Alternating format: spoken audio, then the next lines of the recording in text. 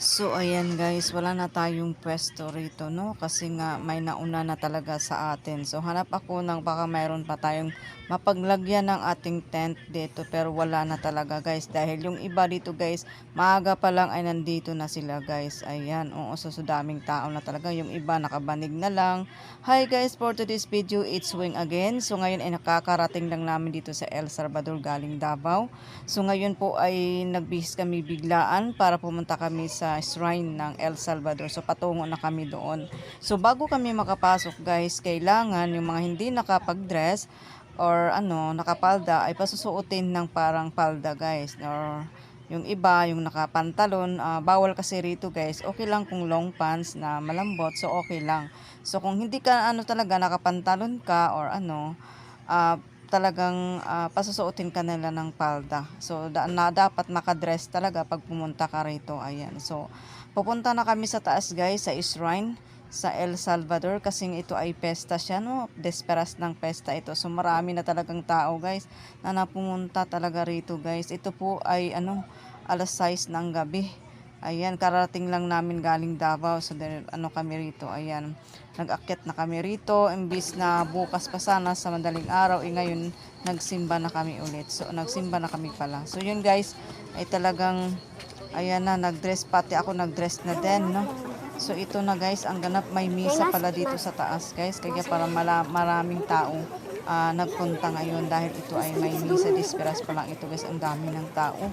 So yan po guys.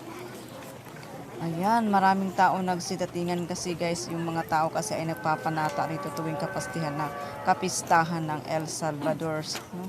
Yan dito yan sa may Umasamis guys. Ayan, so ay itong mga tao na ito guys ay hindi na talaga ito bababa o uuwi. So dito na sila talaga matutulog guys. No? Yung iba nagdadala na talaga ng tent, nagdadala na sila talaga ng mga kanya-kanyang higaan like banig, at saka yung tent, ayun, so kanya-kanya na talaga silang kumbaga yung paghanap ng space ba no, paglagay ng tent nila. Ayan, so kasi dito ay wala nang babaan kasi bukas pa talaga ang pesta no.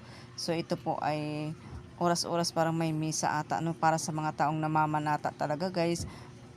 Ayan, di umano kasi yung mga kahilingan nila, kagaya ng pagaling yung mga sakit nila, nagaling po dahil sa paghimalang divine mercy na ito guys no, yung kapistahan ng pista kasi, so marami nagpapanata no sa divine mercy. So yun guys, taonan ito guys, taon-taon itong kumbaga mangyayari na ganito. Ayan po guys.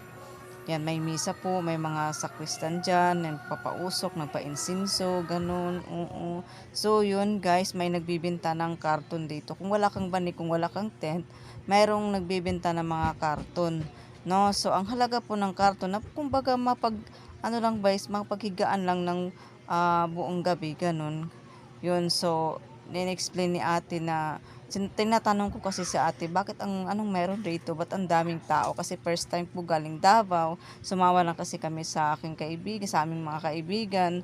So, explain niya, wala namang, yung lang mga tao nagpapanata, naniniwala sila, ganun, sa mga himalang nangyari sa kanila. So, ganun po. Kaya nagpupunta sila dito taon-taon para sa kanilang panata. So, ito guys, dito kami natutulog na lang sa parking lot kung saan nakaparking yung aming sinasakyan na van.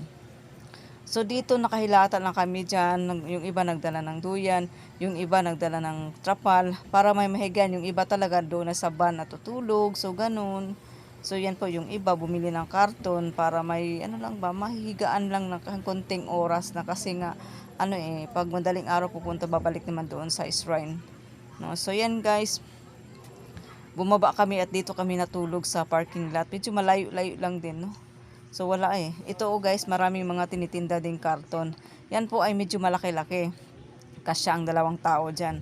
Ay nagkahalaga po siya ng 60 pesos. So dito po guys yung mapaghimalang divine mercy na ito. Marami talagang nagpapanata nito guys. Ayan, sa mga